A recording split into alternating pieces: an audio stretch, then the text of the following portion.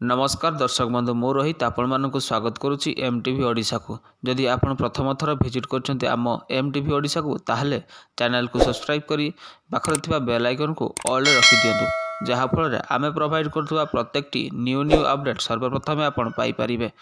तो दर्शक बंधु चलंतु आज टॉपिक उपर आलोचना करिबा। तो फ्रेंड्स आई होप ये भिडियोटी आपण मानकर बहुत हेल्पफुल हो बोली मु भावुची। और एसएससी एवं एसएससी तरफ बहुत बड़ घोषणा आसी से विषय में आम आलोचना करवा पूरा डिटेल्स रे, ठीक अच्छे। तो देखो दरमा बहुत भल रही 30,000 प्लस आपंकर दरमा पाँच जी आपंकर वैकेंसी अच्छी, बहुत बड़ वैकेंसी अच्छी। तो चलतु से विषय आलोचना करवा। देखु भाई भाई मैंने OSSC पक्षर घोषणा कनिष्ठ किराणी जोटा कि आपणकर जूनियर क्लर्क, जूनियर टाइपिस्ट अर्थात जूनियर स्टेनोग्राफर, डीईओ मुख्य लिखित जो परीक्षा हबार थिला तार पैटर्न किसी चेंजेस आसी से विषय में चलतु डिटेल्स आलोचना करवा कौन केमिति चेंजेस आसी, ठीक अच्छे। तो भाई भाई मैंने देखूँ गत वर्ष नवेम्बर मास 10 तारिख रे जो आपणकर ओडिशा स्टाफ सिलेक्शन कमिशन तरफ जो किसी पोस्ट आसी जमीती कि आपणकर होची stenographer, junior grade stenographer, junior grade typist. तापर देखो भाई भाई मैंने आपणकर जो अच्छी junior typist, junior clerk and typist, typist and copyist, junior grade typist, पुणी डाटा एंट्री ऑपरेटर आदि जो पूरण पद पर बाहरी थिला तार कौन ना एग्जाम रो किसी पैटर्न चेंज होती। तो कौन होती कौन चेंज होती चलतु पूरा डिटेल्स आलोचना करवा, ठीक अच्छे। तो देखंतु भाई भाई माने यही समस्त पद पर गत फेब्रुआरी मास 4 तारिख राज्यर विभिन्न परीक्षा केन्द्र में प्रिलिमिनारी परीक्षा अनुष्ठित होता। यापर प्रिलिमिनारी परीक्षार आंसर की बा उत्तरमाला जारी करा जायतिला। तेबे यही पदगुड़िक आसंता 21 तारिख मुख्य लिखित परीक्षा अर्थात मेन एग्जाम अनुष्ठित होगा नहीं पूर्व चूड़ांत हो सारी।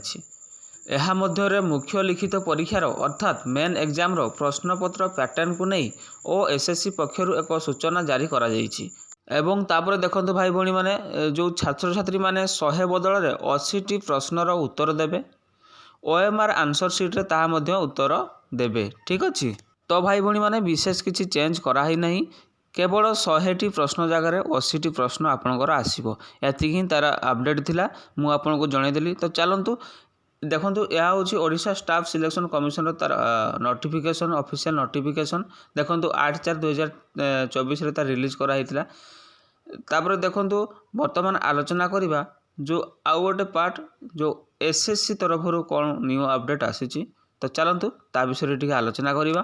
तो देखंतु भाई भाई माने एसएससी तरफ गोटे बहुत बड़ निजुक्ति आसी अच्छी है कि बहुत बड़ वैकेंसी मु कहबी। देखंतु आपनकर 2024 यह गोटे गोल्डन चांस। देखो 3,712 पदवी पाई रजिस्ट्रेशन आरंभ ऑलरेडी हो गलानी।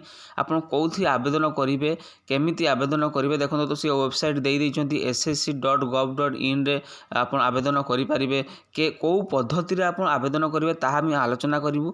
एवं योग्यता कौन मागिछि, फीस केते मागिछि, संपूर्ण विवरण चलतु आलोचना करवा एवं संपूर्ण डिटेल्स आम सरल बुझापी चेष्टा करवा, ठीक अच्छे। तो चलतु स्टार्ट करवा। तो देखंतु भाई भाई माने कर्मचारी चयन आयोग जोटा रही एसएससी स्टाफ सिलेक्शन कमिशन विज्ञप्ति जारी करने पर मिलित उच्च माध्यमिक स्तर परीक्षा SSC CHSL 2024 पई आवेदन प्रक्रिया आरंभ हो जाइछि।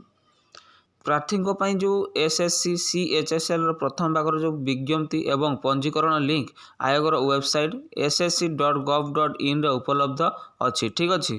तापर चलतु भाई भाई मैंने आलोचना करवा आवेदन तारीख कौन सब रही, ठीक अच्छे। आवेदन समय सीमा केते रही आपणकर 8 एप्रिल आरंभ होगी आपणकर 7 मे पर्यंत रही। आपन यही डेट रे आपन अप्लाई करि परिबे। तापर चलतु आलोचना करवा बयस सीमा कौन सब मागिछि, ठीक अच्छे। तो देखंतु भाई भाई माने आवेदनकारी बयस 1 अगस्त 2024 सुधा केते होइथिबा दरकार ना 18 रु 27 वर्ष मध्य हेबा उचित। तापर देखंतु भाई भाई माने शिक्षागत योग्यता कौन मागिछि ना शिक्षागत योग्यता 10वीं +2 स्नातक डिग्री अर्थात +3, ठीक अच्छे। तो देखो तले कौन टी देइछि आलोचना करदबा। ग्रेड ए पई प्रार्थी माने एक स्वीकृति प्राप्त बोर्डर विषय भाव में गणित सहित विज्ञान स्ट्रीम रे 12th पास करिथिबा आवश्यक, ठीक अच्छे। तापर कौन रहा ना यह सहित समान डिग्री रही आवश्यक।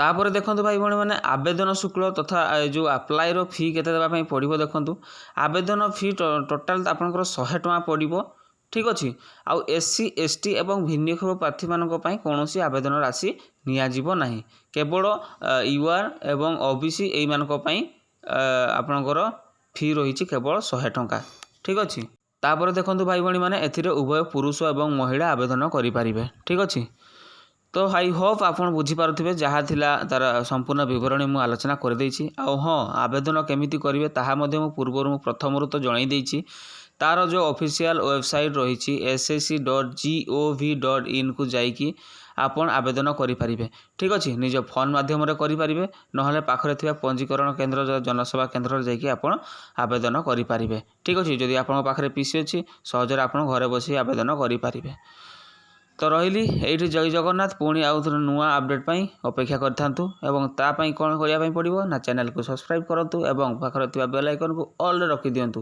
ठीक अच्छे एवं आपन को बंधु मानक बहु मात्रा रे शेयर करंतु सब्सक्राइब करना भाई देखंतु सब्सक्राइब करिया पई कोनोसी मूल्य राशि देवाई पड़ो ना जस्ट टिके सब्सक्राइब कर दियंतु शेयर कर दियंतु आपनकर मंगल हवा सहित मोर भी शुभ हब जय जगन्नाथ।